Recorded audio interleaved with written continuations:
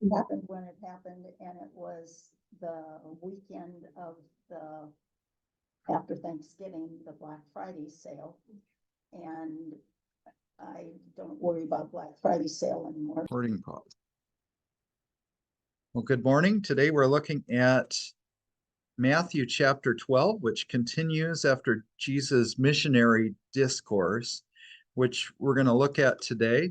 And there's going to be miracles, there's going to be teaching, and a little bit of everything in between. What we've been building on is Jesus' authority. Why can he say these things? And who is he that he can get away with saying this? So he's going to prove his authority through his actions, through his deeds. And I think you're going to see that as we go through today. So let's just read through this. We're going to go through at least the first section, chapter 12. We'll start over here normal. We're just kind of go right around. If we each take a verse, I think will work. On the Sabbath, his disciples were hungry, and they began to pluck heads of grain and to eat. Okay, Mary, maybe if I can get it to go to the next screen. There we go. When the Pharisees saw it, they said to him, "Look, your disciples are doing what is not lawful to do on the Sabbath." He said to them, "Have you not read what David did when he was hungry?" He entered the house of God, and he and his companions ate the consecrated bread, which was not lawful for them to do, but only for the priests.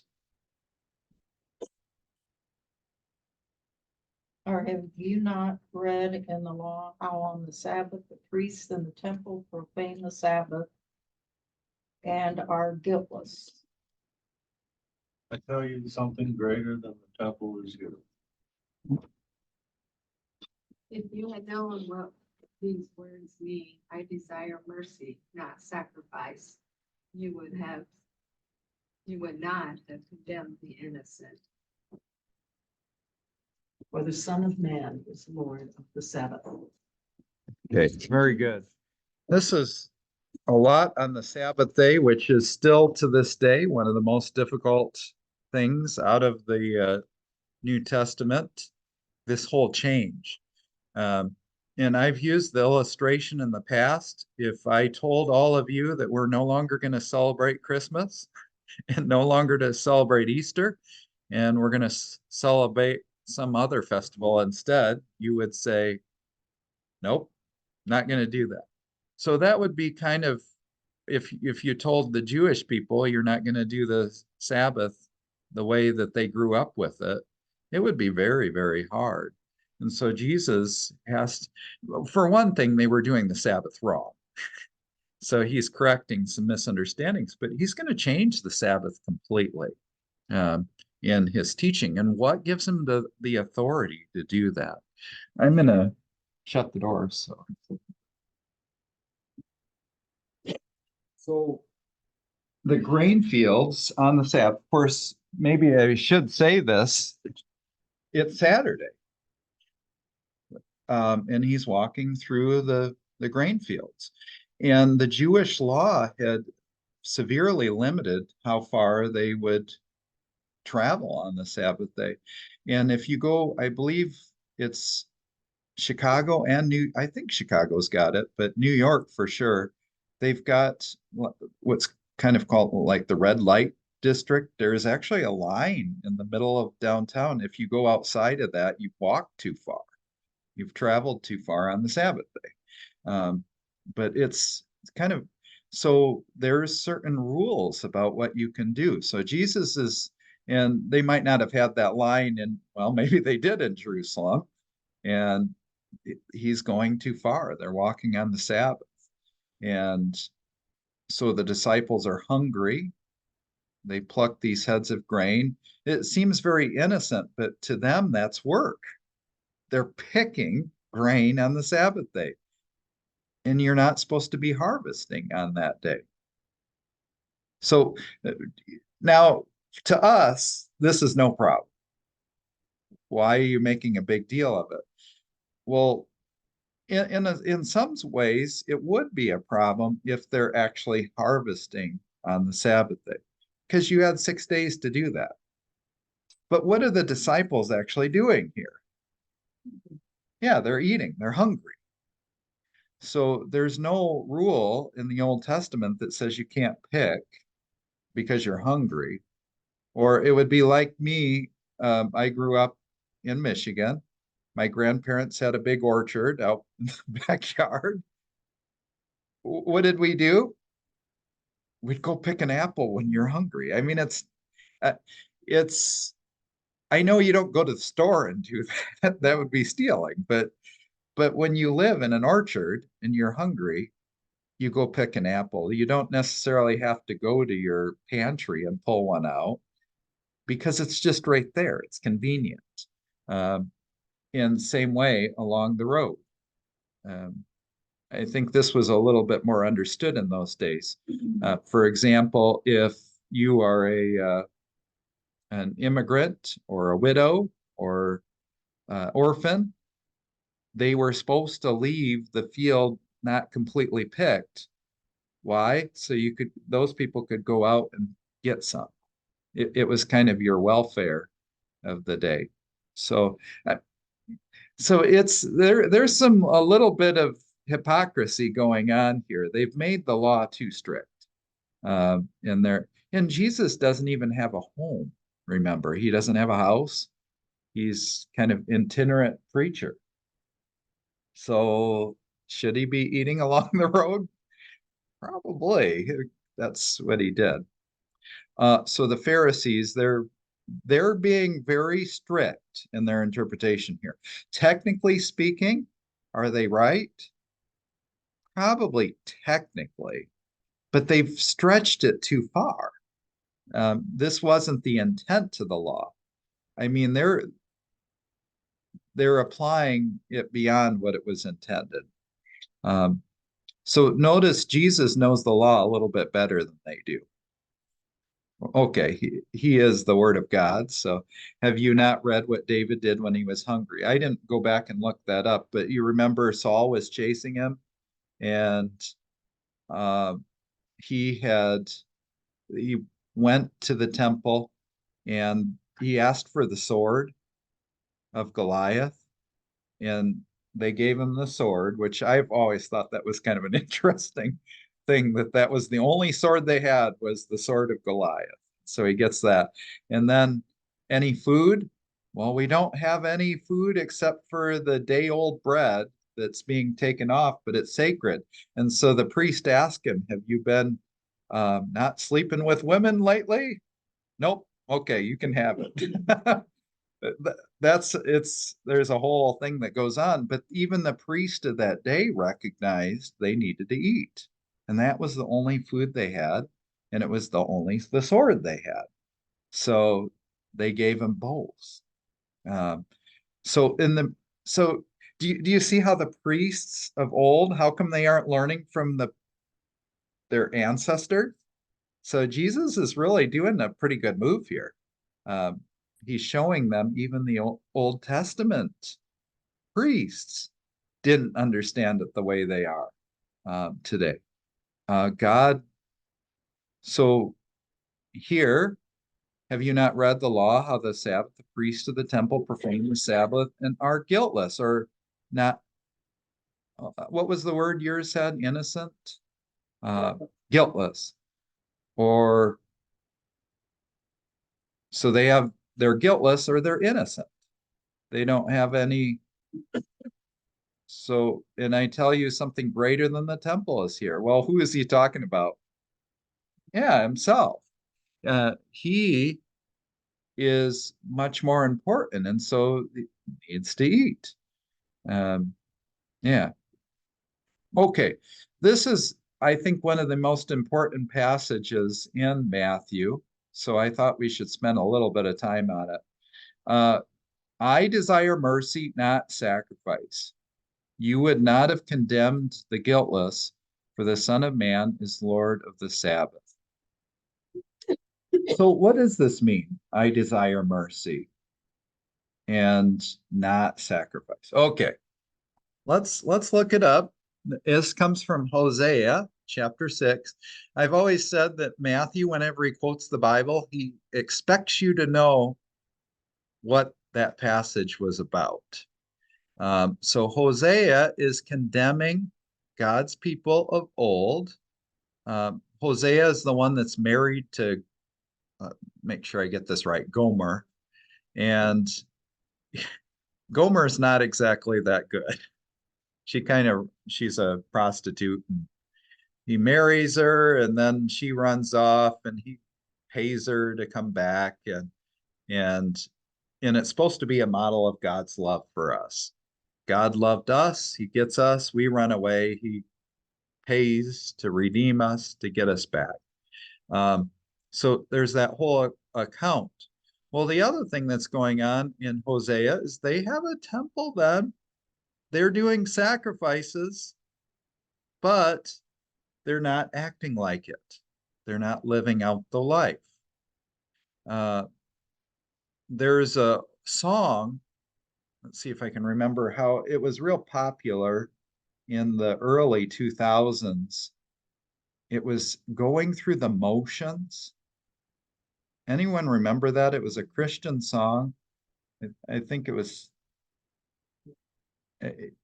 played like on Christian radio every day, twice a day. Okay, every hour.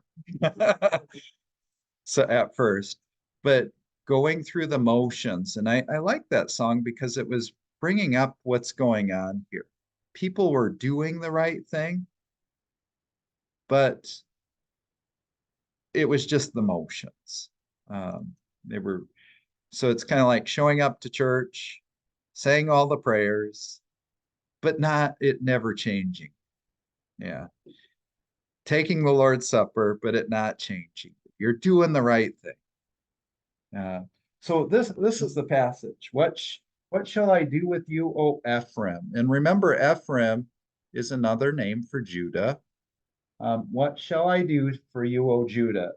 Good Old Testament parallelism. If you didn't know what I just said, it answered it for you because poetry, they always say it two different ways. Your love is like a morning cloud, like the dew that goes early away. Therefore, I have hewn them by the prophets. I have slain them by the words of my mouth. So he's sending the prophets to condemn. Slain them by the words of my mouth, and my judgment goes forth as the light. And here's our verse right here, verse 6. For I desire steadfast love, mercy, aka mercy. It's always difficult to, how do you translate these words? Is it mercy or is it love? They're really kind of the same thing. Mercy is undeserved love. Mercy, literally, the way I always learned it, mercy is the covering over of sin. So mercy is usually something just has happened in place. So mercy is when somebody is atoned for something, and then now I can act. A love. You could also say it the other way. Love leads to mercy. Yeah, yeah. They all really go together. If you get to their technical meanings, yeah, they are different from each other, but the scripture sometimes uses them a little bit more interchangeably. For I desire steadfast love or steady love that's consistent and not sacrifice. The knowledge of God rather than burnt offerings. Notice the parallelism, steadfast love and knowledge. So if you don't know what that means, you probably know what this means. The knowledge of God rather than burnt offering. And isn't that kind of interesting? Knowledge of God. Well, why would he want you to know God? Yeah, if you know God, you're going to act like him. He isn't that kind of the message in the New Testament? We're to be like Christ, following his example. So it's the same sort of teaching in the Old Testament. It, But like Adam, they transgressed the covenant. Well, what is the covenant? Well, there's several of them, but I will be your God, you will be my people, uh, and you will have crops, kids, and cattle. That's my summary of it.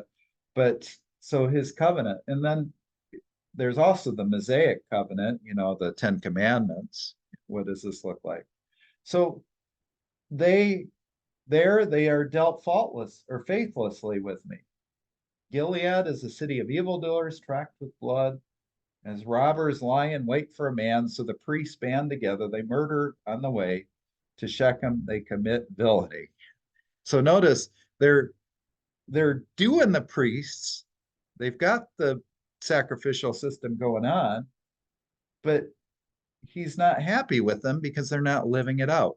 They may not have even been literally murder, but what is murder? Thought, word, and deed. What is stealing? They might not have literally been picking people's pockets, but they very much may have been not treating people well. The temple at that time was supposed to be caring for the poor and the needy. If it withheld it, that would be stealing. That would be villainy. So they may have been literally stealing as well. Look at the New Testament temple. What were they doing? Stealing from people all the time. They would sell the sacrifices for more money than they were worth. They were turning the temple into a place of trade. So it's a lot going on there. So this is kind of the context of that verse. So does God not want sacrifice? Because that's what Jesus just said. Find out what it means. If you had known what this means, I desire mercy and not sacrifice, you would not have condemned the guiltless, or Jesus is guiltless, or he's innocent. So what does this mean? Well, the easiest way I know to explain it is this. If you are, have you ever met people that will tell you, I don't go to church, instead I go around and I love people, I do good to people. God would rather me be out caring for people than worshiping God. You know what that person needs? They need to be condemned because they don't come and worship God. They need to do some sacrifice. However, if a person is in church all the time and not loving people, they need to be condemned because they need to figure out this thing called love your neighbor. It's really both. Let me give you an example of this. Here's Moses. They're coming out of Egypt and they're on their way to the promised land. And I apologize. I was going to look up the passage a little bit more, but Moses said to Aaron that God is very angry at the people. He's ready to kill them all. So what Moses tells Aaron? Take your censer, put incense into it, along with the burning coals from the altar, and hurry to the assembly to make atonement for them. Wrath has come out from the Lord. The plague has started. God's ready to kill them all. So what does Aaron do? Offers a sacrifice. This atones for the wrath of God. So is sacrifice important? Better believe it. That's why I say you need to find out what that means. Sacrifice is terribly important. In fact, we would all be going to hell if Jesus wasn't sacrificed in our place. So sacrifice is critical. However, if you don't know God, you don't know his heart and his love for neighbor, sacrifice is meaningless.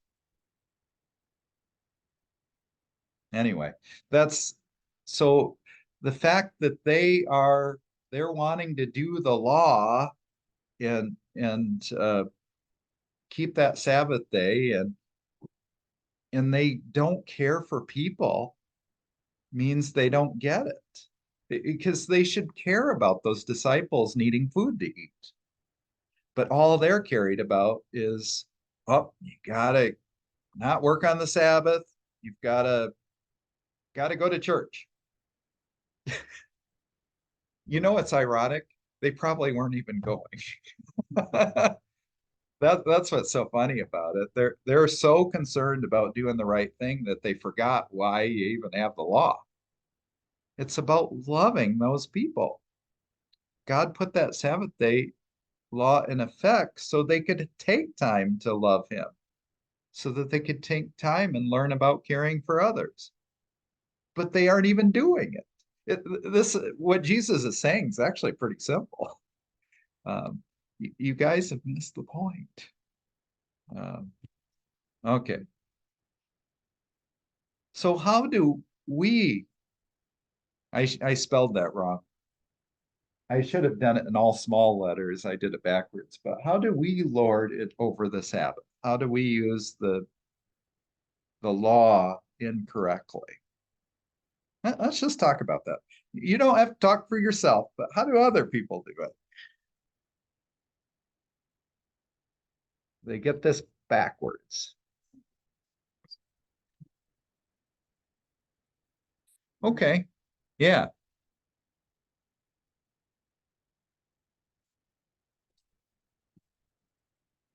Yep. Yep.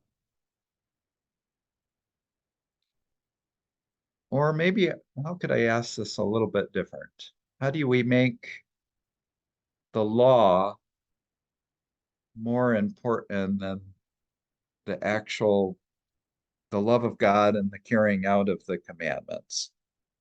Um, Trying to think of a good, I was struggling with this before class. Otherwise, I would have come up with some examples. Um, I gave you one, the kind of going through the motions. Uh, I know when my kids were growing up, I'll give one from my own life. Maybe this will, uh, the pastor's kids are expected to go to every service, right? And be perfect while they're here. I've learned my kids don't like going to every service. They they will go to one, and that should be fine. And so they'll tell me, well, and we've said, yeah, just pick one. Because sometimes what happens is we would go to Stacy comes too because she plays, and so she's going to all of them. And then they say, well, can you pick us up in between and go to just one? So we have to have some flexibility there because they don't need to go to three. No one else in the church does that except for the pastor. And uh, but and that's where that mercy, rather than they don't have to do all that. Trying to think of a good example in everyday life where we could lord it over or be like the Pharisees. Maybe this is less the case. When I first started ministry, this was huge. How you dressed for church service. I remember we used to have. I remember some of the teenagers. This is 20 years ago now. Keep in mind, they'd come to church, and they would get chewed out by members. Say, "How dare you show up for church dressed like that?" And the big deal was they would be wearing these $100 shoes, basketball shoes. They said, those aren't appropriate for church. And then I remember the kids would say, if they only knew that shoe cost more than their dress shoe did. This is my best shoe. I'm wearing my best for God. So, but that's where sacrifice, it was backwards. They were turning the law into how you dressed versus being there. And if you knew how God viewed it, you would have never chewed him out. Um, so that's a hard line there. Where's the mercy and where's the sacrifice? So as a person gets older, we're more apt to go, well, I'm willing to sacrifice so that I don't hurt other people. So I'm going to be there and fit the mode. It's tough though. Nowadays, I'm just happy they're there. I don't even push so hard on, because when I was young, kids were always been smart. Because they would show up and they'd wear their best because their parents told them to, but their best didn't look like what it should. Nowadays, even getting them to wear the best is hard. Uh, because yeah, it's a different sort of thing. Yeah. Really depends on the style. Those two, because there are some things that I to be learned to do. Sure, sure. And that does come. If somebody's wearing sexually suggestive clothing, that's a little bit different because the Bible actually speaks to that. How do you dress? He tells the young woman to dress modestly. Not, although in Bible times, modesty meant not wearing a whole bunch of gold necklaces and earrings and all that, because that was a sign you were a prostitute, to do that. And so he said, don't do that. Um, it changes depending on the generation, what's appropriate and such. But we do have to be careful, though, that we don't make the law above the showing love for somebody's needs. Um, and and I know I struggle with this sometimes when I bring people to church, some of our less advantaged people, because I get mad at them because they don't always show up, but I have to be reminded, no, I got to show love, even though they're frustrating me. And yeah. Okay, well, let's keep going. He went on from there and entered their synagogue. And a man was there with a withered hand, and they asked him, is it lawful to heal on the Sabbath? So that they might accuse him. He said to them, which one of you who has a sheep, if it falls into a pit on the Sabbath, will not take hold of it and lift it out? Of how much more value is a man than a sheep? So it is lawful to do good on the Sabbath. Okay. Yeah. So this is an interesting one. Can you heal? And what does Jesus say? Yes. So the Sabbath wasn't put in place. By the way, we haven't answered the basic question. Why was the Sabbath put in place? You remember why God gave it? Okay, a day of rest. They had been in Egypt for 430 years. They became enslaved. They were working 7 days a week. The Sabbath was put in effect in one part physically so that they can have a day off. This would have been a huge relief to all these people. You don't work 7 days a week. You don't work your animals 7 days a week. You need physically to take time off. And then secondly, it was given so that they would have spiritual time to rest as God did and to rest with God. So this was a time to take off so you could spend in worship and reading God's word and growing. So it had a dual function. However, what is Jesus pointing out? If there's good to be done, the Sabbath day doesn't stop you from doing it. Somebody is, your animal, your car is fallen into a pit. You don't wait till the next day to pull it out. No, you do it right away because it needs to be. If somebody is sick, you don't, this is why it was never been a problem in history, I don't think, to have medical workers work on Sunday or Saturday. Why? People need help. And you don't ignore them on that day. Now, does the doctor, nurse still need a day off? Yes. Then again, us pastors, we kind of work on the so, but we take a different day because it's still needed, that rest. Okay, this is the actual Sabbath commandment. I thought it would be good for us to look at it. Remember the Sabbath day by keeping it holy. That part we all know. Actually, our shortened version is just remember the Sabbath day. And Luther shortened them not because he didn't believe the rest was true, but it's so you could teach children the commandment, so it's easy to remember. Um, Speaking of that, I went not to get off the subject, but there was I think it was President Turner. He was visiting churches and he asked, "Can you any of you name a commandment?" And no one could uh, even say a commandment, which that kind of would scare me if a church of members can't say any of them. Uh, anyway, another story.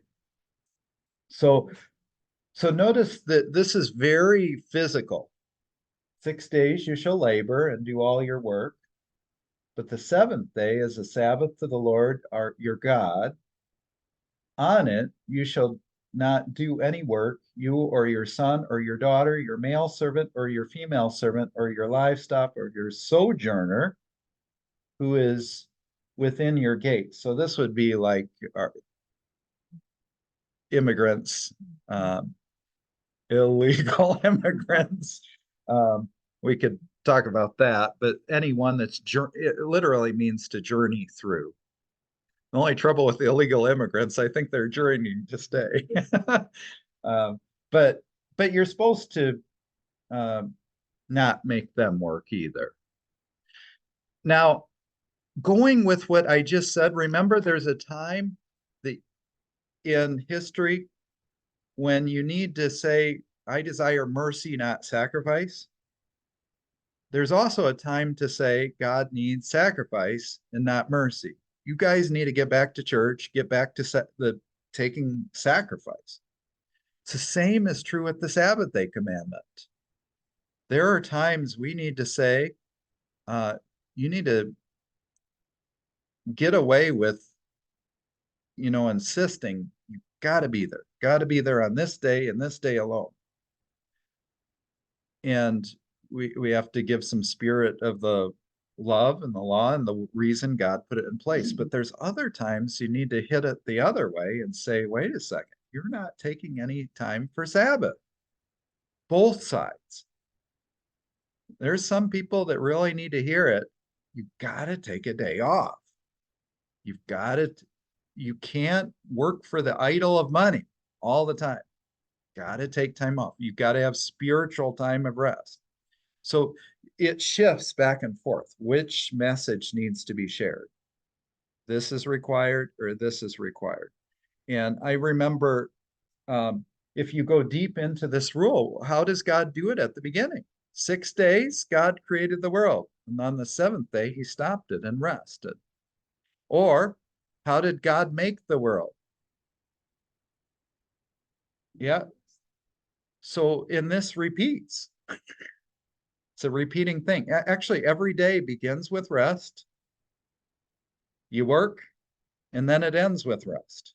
So there's a cycle. It's daily, it's weekly, it's really yearly. There should be a Sabbath time every year. The ground stops its work and then it starts again. And then if you look at the whole history of the Sabbath, there's a Sabbath, the year of plenty.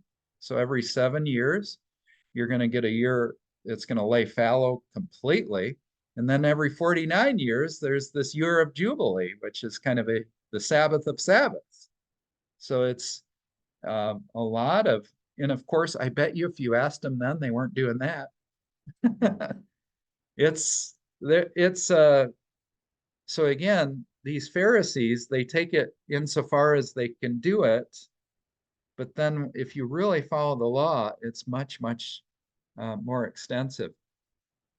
So rest for us, and you've probably heard me say this before, but rest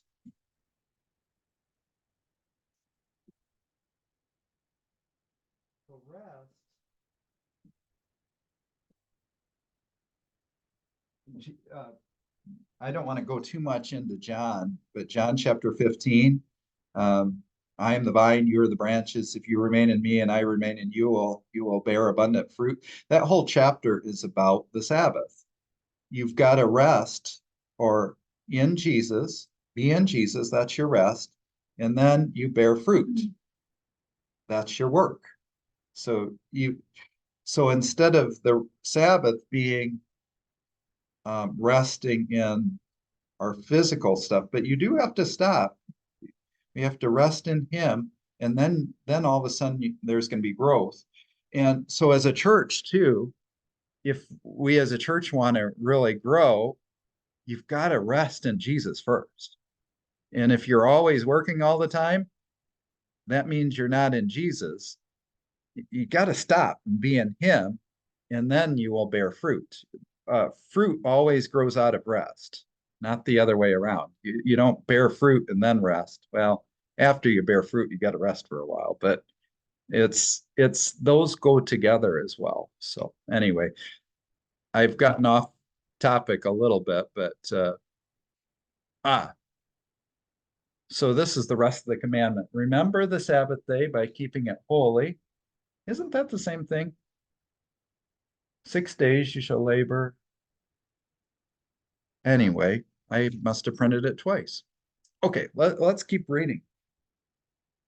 Remember, 7 days, keep it holy. 6 days you shall labor and do all your work, but on the seventh day is a Sabbath. I think we have read that others before, no. Okay. The computer completely did weird things. Okay. Did we do that one? Okay, so we're on that one. There we go. And he said to the man, stretch out your hand, and the man stretched it out, and it was restored, healthy like the other. But the Pharisee went out and conspired against him, how to restore him. Okay. So they don't like that he did good. He's changing how they understand it. And so, like I said with Christmas, if I told you we're not going to celebrate Christmas anymore, you'd probably have a problem with me. If you grew up with it this way, it's going to be hard. But they're getting it wrong. So now Jesus, though, he helps, though. Aware of this, withdrew from there, and many followed him, and he healed them. He healed them all and ordered them not to make him known. This was to fulfill what was spoken by the prophet Isaiah. Okay, we got time to read Isaiah. Behold, my servant whom I have chosen, my beloved, with whom my soul is well pleased. I will put my spirit upon him, and he will proclaim justice to the Gentiles. He will not quarrel or cry aloud, nor will anyone hear his voice in the streets. A bruised reed he will not break, and a smoldering wick he will not quench, until he brings justice to victory. And in his name the Gentiles will hope. Okay. This is quoted from Isaiah chapter 40. And again, if you know Matthew, he assumes you've read the whole thing of Matthew. Remember who he's writing. Matthew is writing Jews, people who should know their Bibles. When you read Mark, he's not so worried about you knowing the Old Testament, but Matthew thinks you know it. And what is chapter 40? 1, 42, 43, 44, 45, 46, 47, 48, 49, 50, 51, 52, 53. It's all about this servant. And the servant is the Jews. If you talk to a Jewish person today, they will say these chapters are about all of Israel represented with this one guy.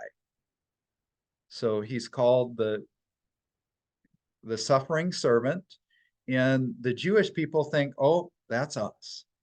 We're suffering because people are mean to us all the time. Now, as Christians, we don't believe that about that passage that's referring to modern Israel. We believe it's referring to Jesus. He is the one that's suffering on behalf of all of Israel. namely all believers in Jesus. So I wanted to point out some things in this. This is from Dr. Jeffrey Gibbs. You've heard me talk about him before. He's the foremost expert in the Missouri Synod on Matthew. He writes, the servant, this Jesus, has come to announce justice to the nations. That is, in his ministry, has come to put things right. And I think that's a good point. That's why Jesus came, to make everything right. The importance of the description is shown by the mere fact of repetition. Thrice, Isaiah, and twice in Matthew describe the work of the servant as announcing and bringing justice. How does he do it with healing? Are people supposed to be sick? No. So what does Jesus do? He makes them well. Are people supposed to be hungry? Nope. So he feeds them.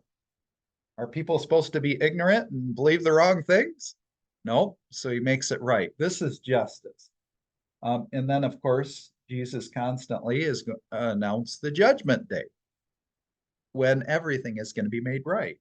And Isaiah climactically will use the beatific vision, it's sometimes called. The wolf, I'm not going to say it right. The wolf will lie down with the lamb, and or is it the lion with the lamb? Anyway, but in the little child will put his hand in the cobra's nest and won't be bit. I mean, that's justice.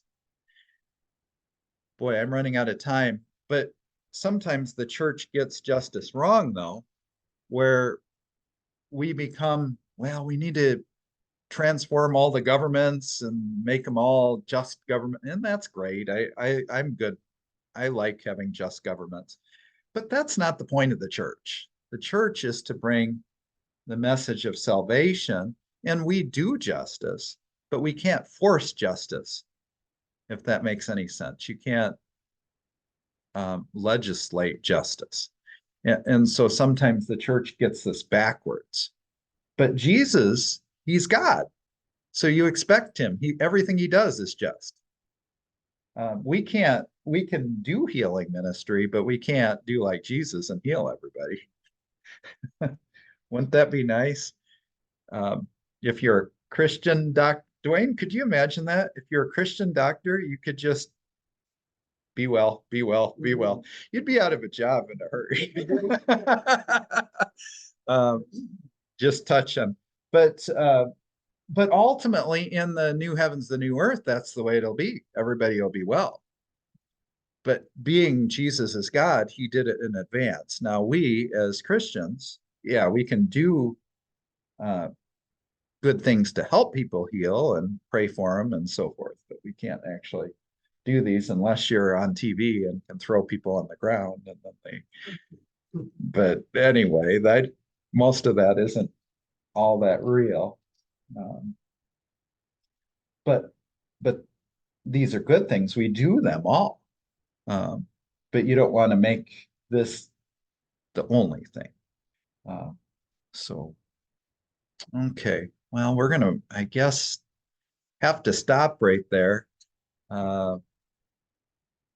You notice he's going to do what he just said.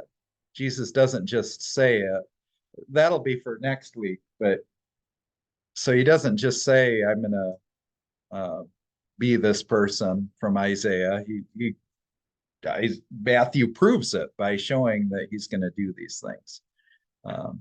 Yeah. Wow, we went through a lot today. That's good, though. Well, let's close with a prayer. Heavenly Father, thank you for allowing us to spend some time in your word today. We thank you for that you do desire to make everything right when you came, and you continue to give that message through us as your people. Lord, as we rest in you this day as our Savior, help us to go and bear fruit in our life in different areas as we do indeed feed others and help with the healing of those that aren't well, and bring your word of truth so that they have those same truths. Bless us as we go and give us peace in you. In Jesus' name we ask it. Amen.